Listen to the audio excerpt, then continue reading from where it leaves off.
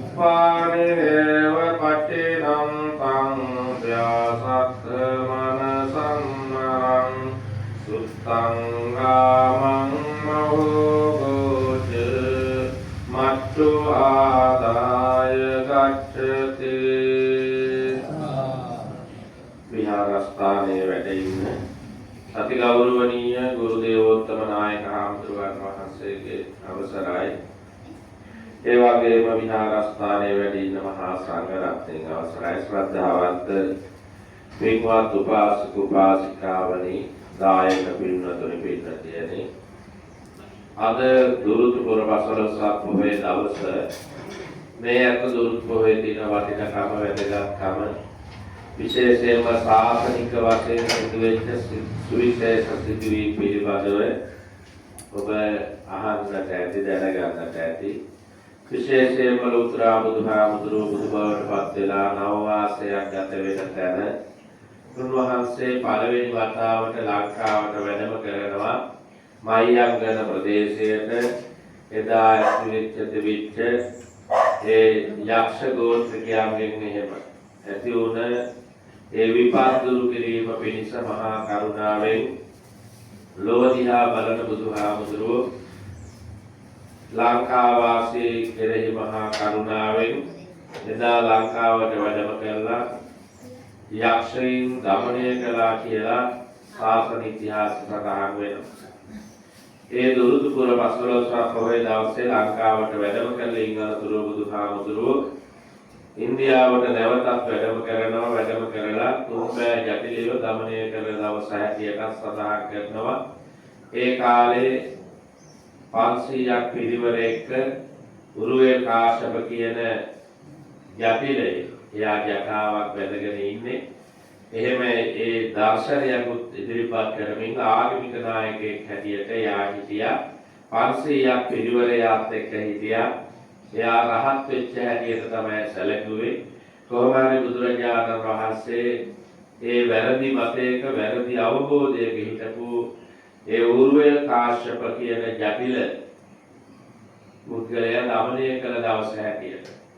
ඒ වගේම තමයි ඒ ගාගදිගේම තවත් එයාගේ සහෝදරයෝ දෙන්නෙක් හිටියා. ගයා කාශ්‍යප කියලා දෙවෙනි එක්කෙනා. එයා 300ක් පිරිවරක් එයාට හිටියා. එයා ආගමික ශාස්ත්‍රවලෙක් හැටියට.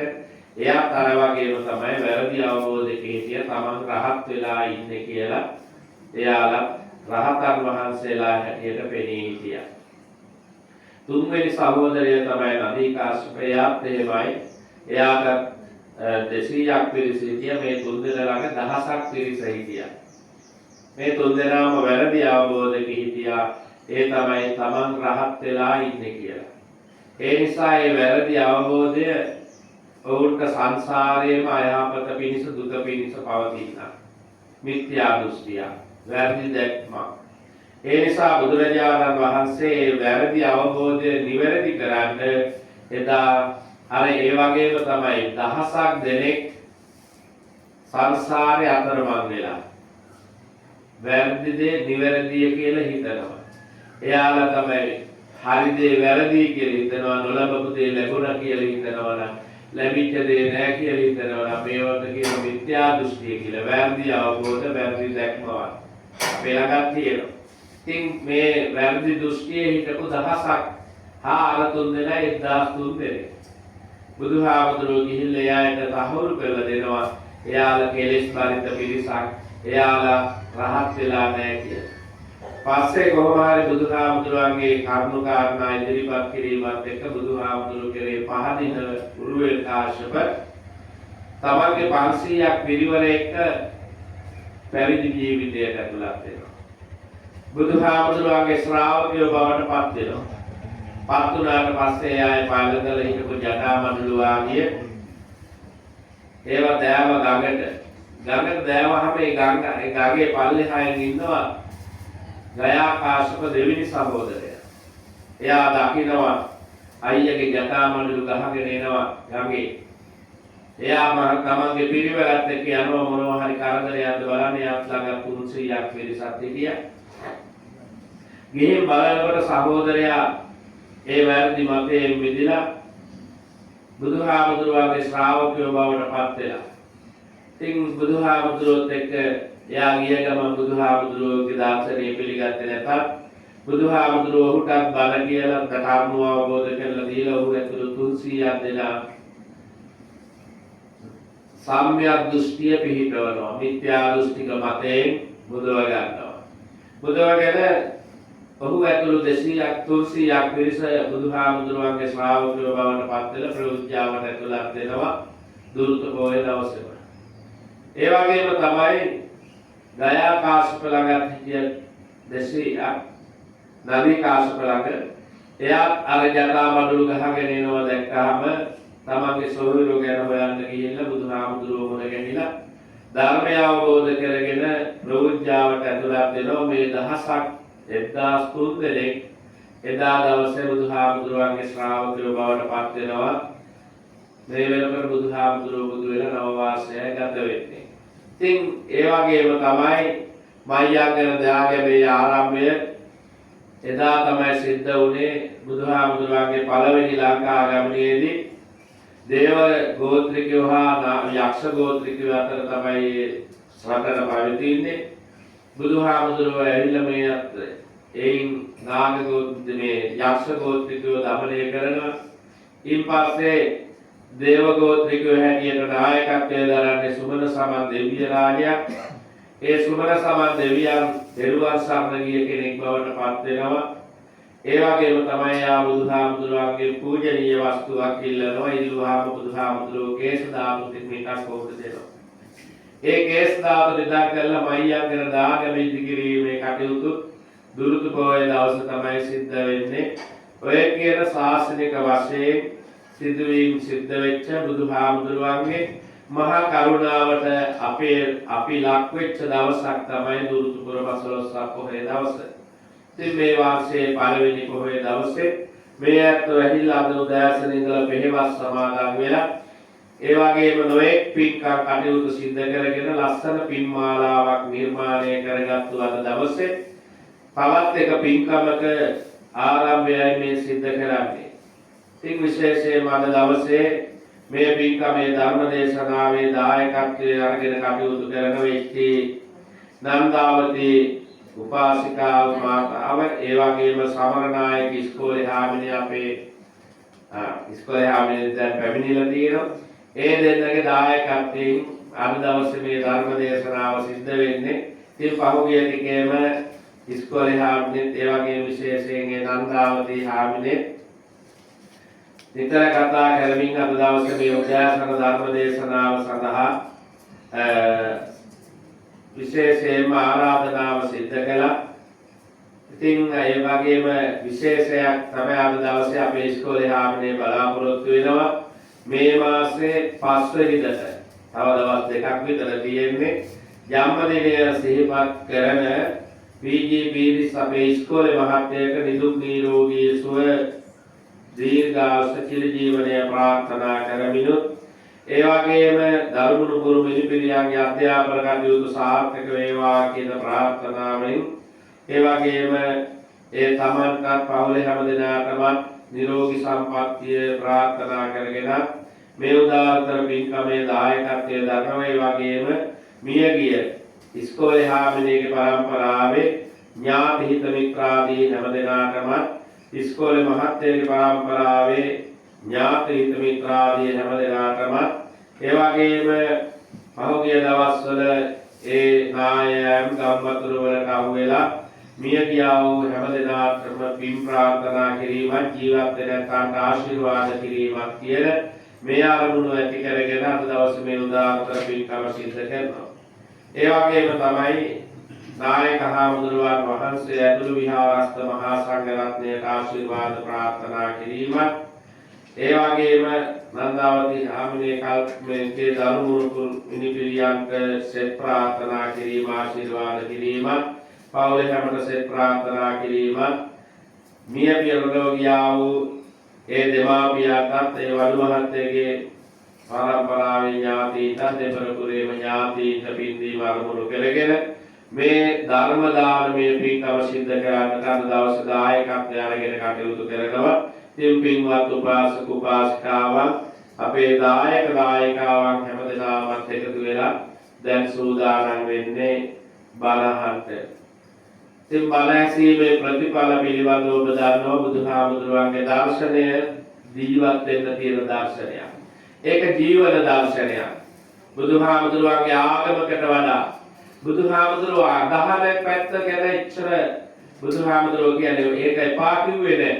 වඳින්න පුදන්න ඒ ගරු සත්කාර කරන්න එපා කිව්වේ නෑ බුදුහාමුදුරුවෝ. එහෙම වර්ධව තේරුම් ගන්න ඕනත් නෑ. කෙනෙක් මියදී ආහාමුදුරු කෙනෙක් අපවත් වුණාම පිරිනිවන් පෑවම රහතන් වහන්සේලා බුදුහාමුදුරුවෝ තමයි ආදාහන පූජෝත්සවය සිද්ධ කරන්නේ. කරලා ධාතු නිදානය කරන බුදුහාමුදුරුවෝ කියන වඳින්න පුදන්න සුදුසු ඇත්තෝ කියලා. ඉතින් ඒ නිසා වඳින්න පුදන පැත්ත ප්‍රතික්ෂේප කළේ නෑ. හැබැයි බුදුහාමුදුරුවන්ගේ ඇදහිීමට වඩා බුදුහාමුදුරුවන්ගේ තියෙන දර්ශනය ඒක ජීවත් වෙන්න තියෙන ක්‍රමවේදයක්. ජීවත් වෙන්න පිළිපදින්න ඕන කියන එක. එහෙම නැතුව කොච්චර වැඳ හිටියත් සංසාරයෙන් නම් ඈතර වෙන්න බෑ. වැඳලා නම් ඈතර වෙන්න බෑ.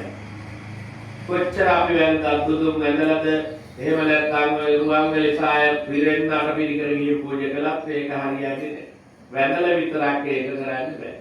ඒක ඕන කෙනෙකුට කරන්න පුළුවන් දෙයක්. පින් සිද්ධ වෙනවා. පින් කැමති ඇත්තෝ පින් රැස් කරගන්න ඒක කළාට වරදක් නැහැ. ඒක කළාට වරදක් නැහැ. ඒ තමන්ගේ ශ්‍රද්ධාවෙන් වඳින පුදන දේවල් කළාට ගැටලුවක් නැහැ. ඒවයින් පින් සිද්ධ වෙනවා. ඒවයින් සසර සුවපත් වෙනවා. මෙලව සුවපත් වෙනවා. මෙලව සපවත් වෙනවා. පිනනේ බුදුහාමුදුරුවෝ කියන්නේ පින් කරන්න නැවත නැවත පින් කරන්න. සුඛෝ පුඤ්ඤස්සුච්චයෝ. ඔබ කරන පිනෙන් සැපය තමයි ලැබෙන්නේ. සැපවත් වෙන්න කැමති ඇත්තන්ට පින් රැස් කරගන්න ඕන. පින් රැස් කළොත් ඔබ සැපවත් වෙනවා. හැබැයි බුදුහාමුදුරුවන්ගේ නිවන් මාර්ග ලැබෙන්න නම් පින් කළාට ලැබෙන්නේ නැහැ. ඒ යලකම් ජීවිතේට පින් අවශ්‍යයි. පින් ඕන. හැබැයි පින් කරනවා වගේම බුදුහාමුදුරුවන්ගේ දර්ශනය පිළිපැදීම තමයි දර්ශනය අනුගමනය කිරීම තමයි නිවන් මාර්ගයට යන්න. නැත්නම් සසර දුකින් මිදීමේ ඒකායන මාර්ගය. එකම මාර්ගය. ඒ තමයි නිවන් දැකීම. ඒ කායන මාර්ගයට යන්න නම් ජීවිතය සකස් වෙන්න ඕන. අපේ චර්යා ධර්මයන් ටික අපි කටයුතු කරන ආකාරය, අපි සිතන ආකාරය මේවා සකස් වෙන්න ඕන. අපේ සිත සකස් කරගන්න ඕන. කාය වචනය දෙකකින් මේව සංවර වෙනවා. එතකොට ආන්ගේ වැඩපිළිවෙල බුදුහාමුදුරුවෝ අපට කියලා දෙන්නේ එහෙම වැඩපිළිවෙල. සංසාරයෙන් ඈතර වෙන්න. නැත්නම් හැමදාම ඉපදි මෙරි සංසාරේ යන්න වෙනවා. පින් තිබුණට ඉපදෙන එක නතර වෙන්නේ නැහැ, මරණ එක නතර වෙන්නේ නැහැ. පින් තිබුණට වයසක යන එක නතර කරන්න බෑ. පින් තිබුණට ලෙඩ වෙන එක නතර කරන්න බෑ.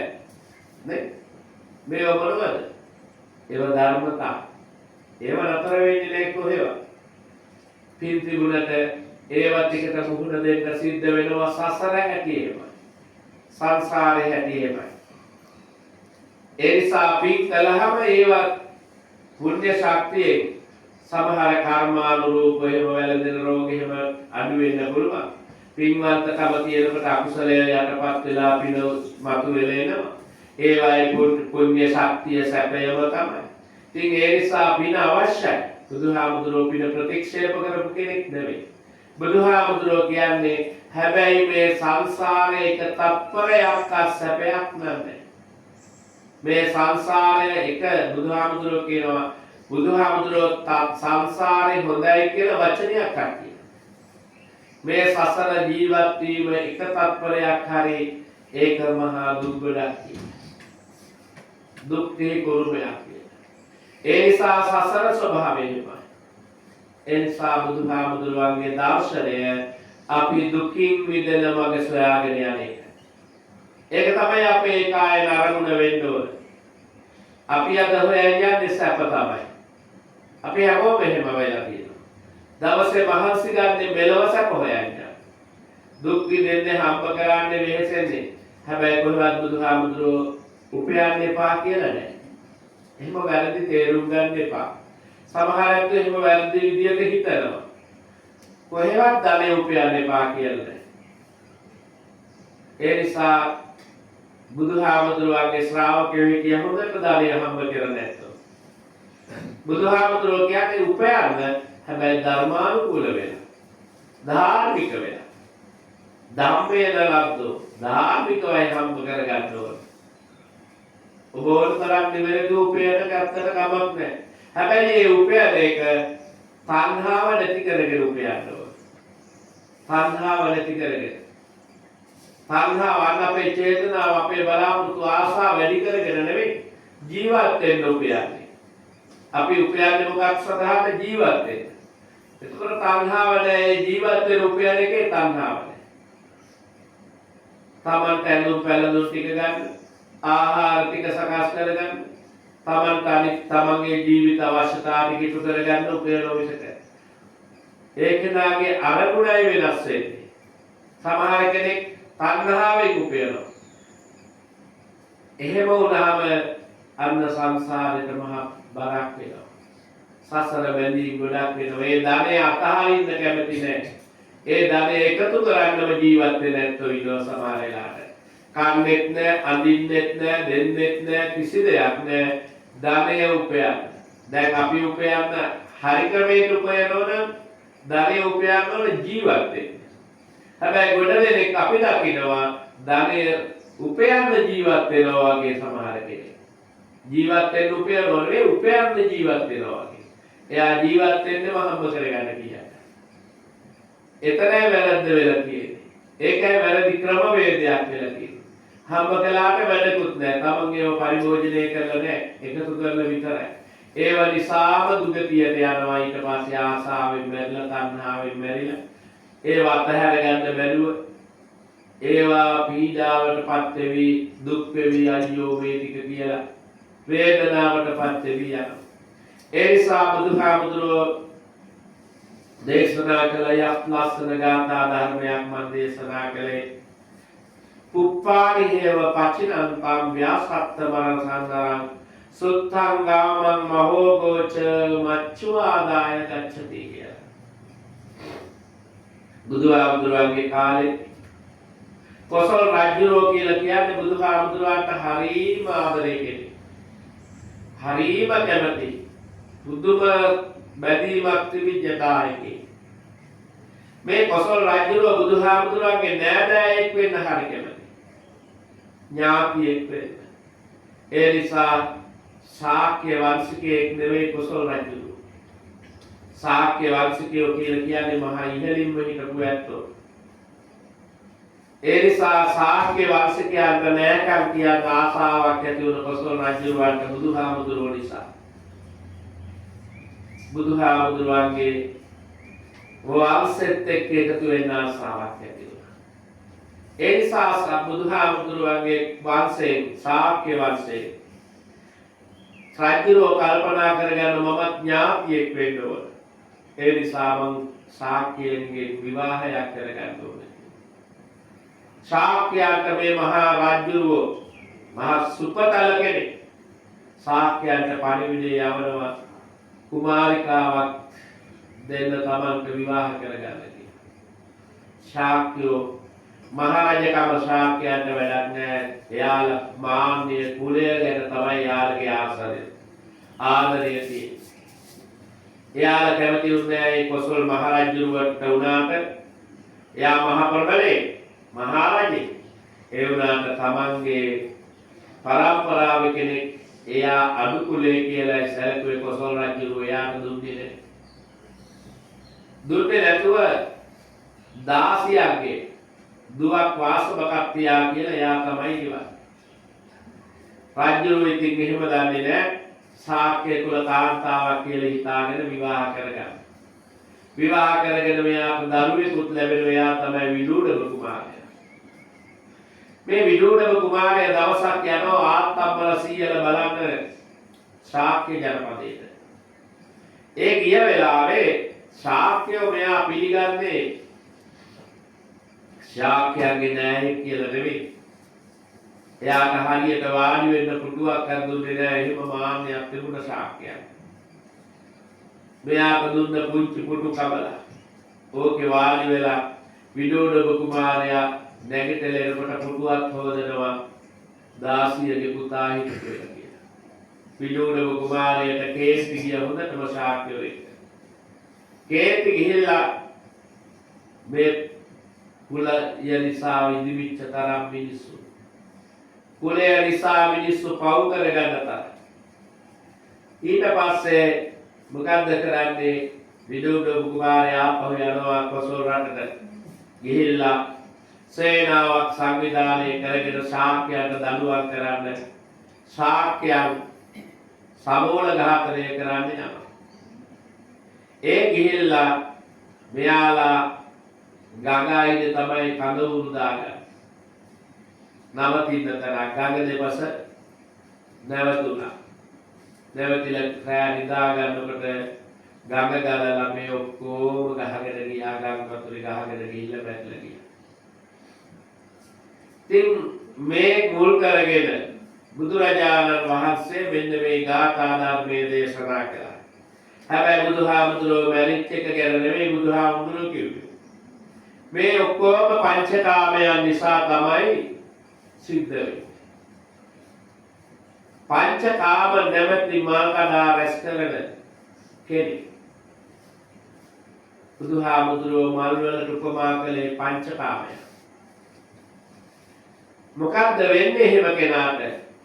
පංචකාමයන් කෙරෙහි දැන් කෙනෙක් මහා මල් ගොඩාක් තියෙන මල් දෙලන්න මල්ග අවශ්‍යතාවයක් තියෙන කෙනෙක් මහා මල් ගොඩාක් තියෙන වත්තකට ගිහින් දැවොත් එයාට හරි සතුටින් එයා එක එක වටේම තියෙන මල් සීමාවක් නැහැ, ඇතිවීමක් නැහැ, නෙලනවා එහෙම තමයි හැටි. හරි ආසාවෙන් හරි සතුටින් සෑහීමක් නැහැ. Tamanට අවශ්‍ය ප්‍රමාණය බලන්නේ නැහැ. එයා මොකද්ද කරන්නේ? මල් වත්තේ තියෙන තරමක් මල් නෙල වල ගහනවා මිසක එයාට වෙන මොකක්වත් මතක් වෙන්නේ නැහැ. ඇතේ කියලා හිතෙන්නෙත් නැහැ. එයාට වෙන මේවයින් වෙන අවසන් වෙනවා කියලා හිතෙන්නෙත් නැහැ. ප්‍රමාණයක් මොකක්වත් තේරෙන්නේ නැහැ. කොනක් තෙරක් පරක් මොකක්වත් නැහැ. එයා මල් කඩාම ජීවත් වෙනවා. ඒ වගේ තමයි පංචකාමයන්ට ඇතුළත් වෙච්ච ඇබ්බැහි වෙච්ච මිනිස්සු කියලා බුදුහාමුදුරුවෝ කියනවා. මේ පංචකාමයන්ට ඇබ්බැහි වුණාම එයාලත් ඒ වගේම තමයි.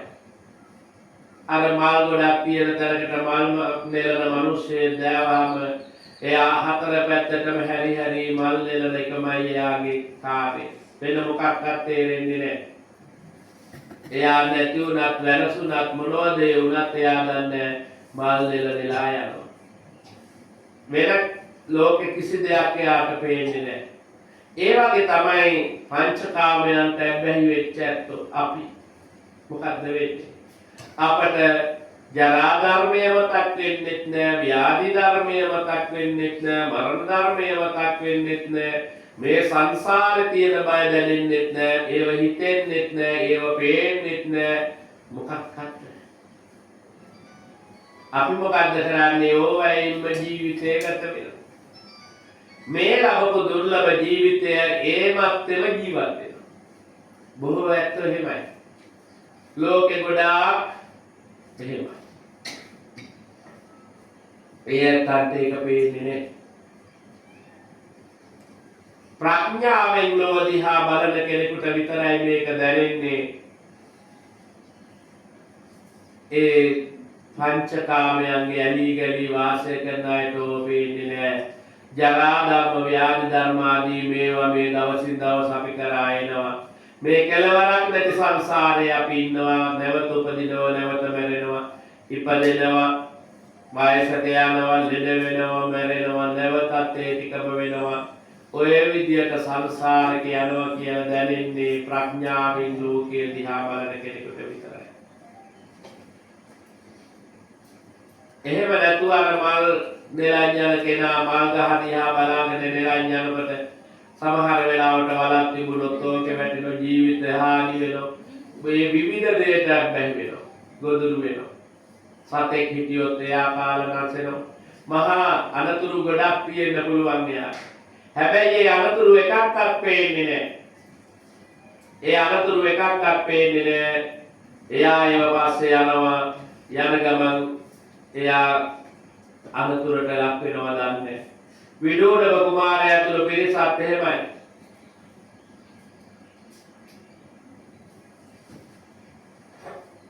විදූඩව කුමාරයා ඇතුළු පිරිසත් එහෙමයි. වෙන මුකුත් එයාලට හිතේ තිබුණේ හිතාගෙන එයාලා කෝපෙන් වෛරෙන් වෙලිලා හිටියා. එහෙම ඉඳලා වෙහෙසිලා යුද්ධ කරලා නිදාගත්තා. එහෙම වැළලා ගියා. ජීවිතේ වැඩක් නෑ. අපිත් එහෙමයි.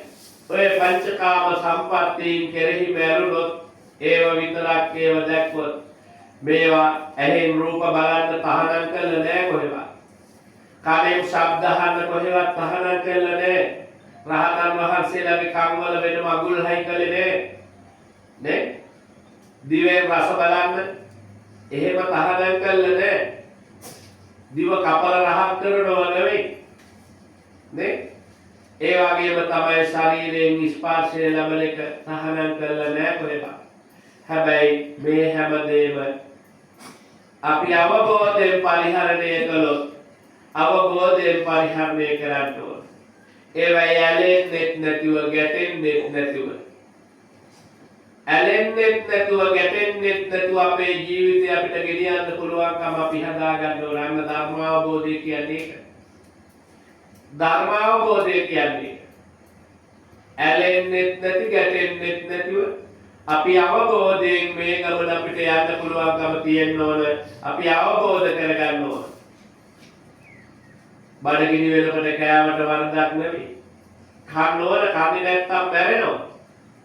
මං කන්නේ මං රස බලන්නේ කියලා රස තෘෂ්ණාව රස විඳින්න නෙවෙයි කන්නේ ජීවිතේ පවත්වාගෙන යෑමට. ඉමස්ස කායස්ස පිටිහා මේ ශරීරය පවත්වාගෙන යෑමට. නේ? නවංච වේදනං න උපාදේශාමි. උපම් බඩගිනි වේදනා නසා ගන්න මිසක රස බලන්න කනෝ නෙවෙයි. ඒ වගේම ඒකේ රස තිබුණට වරදක් නැහැ. ඕනම රසයක් ඔබේ පිඟානේ ඔබේ දාලේකේ තිබුණට වරදක් නැහැ. මෝහයෙන් බලන්න එපා ඒක. අන්තිකට යන්න එපා මේව. ඔබ රස බලන්න කනෝ නෙවෙයි. ඔබ දානේ ටික වරදන්නේ මොකක් සඳහාද? මේ කය පවත්වාගෙන යන්න. මේ ජීවිතය පවත්වාගෙන යාම පිණිස. ඒ වගේම බඩගිනි වේදනා නැති කරගන්න. නූපම් බඩගිනි වේදනා ඇතිවීම වළක්ව ගන්න.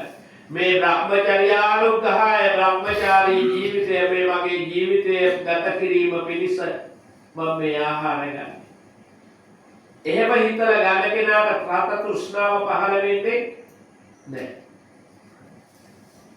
නැත්තම් සමහර කෙනෙක් ඉන්නවා නේ. සමහර වෙලාවට පාරේ යනකොට එහෙම ඔය සිතුල් පව් එහෙම යනකොට උර දැක්කම කිලෝ ගානක් කිරලා යනවා. කිලෝ ගානක් කිරලා සමහර වෙලාවට හිතෙනුත් කාලා කතා කරවෙන්න තුනක් අර පාරේ ඉන්නවා. සමහර දවසට යනකොට එහෙම කට්ටිය කියන්නේ අම්මට සීනි. එහෙම කියලා යනවා. සතා කාලා නැහැ හිතෙන් කාලා. උරු මාස් මාස ඉඳලා යනවා තමයි. අත් අපි රසයට ඇල්ලුනහම මේවයි හැටි. නේ? එහෙම නැත්තම් අපිට අපේ අවබෝධය නිසා මිසක යා සතෙක් හැටියටවත් දැක්කේ නැහැ. කෑමක් හැටියට සමහර කෙනෙක්. නේ? පිඟානේ තියෙන කෑමක් හැටියට පෙනුනේ. ඒ දකින්න හැටි අපේ. ඒක වෙනස් කරන්නට අපිට හිත හදා ගන්න ඕන අපි. ඔබට ලැබෙන ඕන රසය දෙයක් ඔබ කොයි දේ කෑවත් කමන්නේ රස වශයෙන් බලලා නෙවෙයි අපි කන්නේ. බුදුහාමුදුරුවෝ භික්ෂුන් ටිකේ ප්‍රාක්‍තිරේක්ෂාකරණය කරන්නේ ඔක. අනින්නේ හැඩ වෙන්න නෙවෙයි. න විභූෂණායනේ. ලස්සන වෙන්න නෙවෙයි. දැන් අපි අදින්නේ මොකද? ලස්සන වෙන්න කඩේ ගිහින් ගේන්නේ හැඩ වෙන්න නෑදුවන්ත ගේන්නේ විලි වහ ගන්න නෑදුවන්ත ගේන්නේ හැඩ වෙන්න නෑදුවක් ගේන්නේ ඒ කාමසිතවිලි වල හැටි නේ ඒ සිතේ හැටි හැබැයි මට ලැබෙන මොන නෑදුවත් එක වගේ මේ නොද බුදුහාමුදුරුවන්ගේ සිවුරු කරෝණෙක් කෙනාට එයාට හැඩ වෙන්න සිවුරක් ගේන්න බෑ එයා කොයි එකගෙන ආවක් ගේන්න ඕනේ එක හැඩයක් තියෙන එක ස්වරූපයක් තියෙන එක විදිය සිවුරක්. පාට විතරයි පොඩ්ඩක් වෙනස් වෙලා.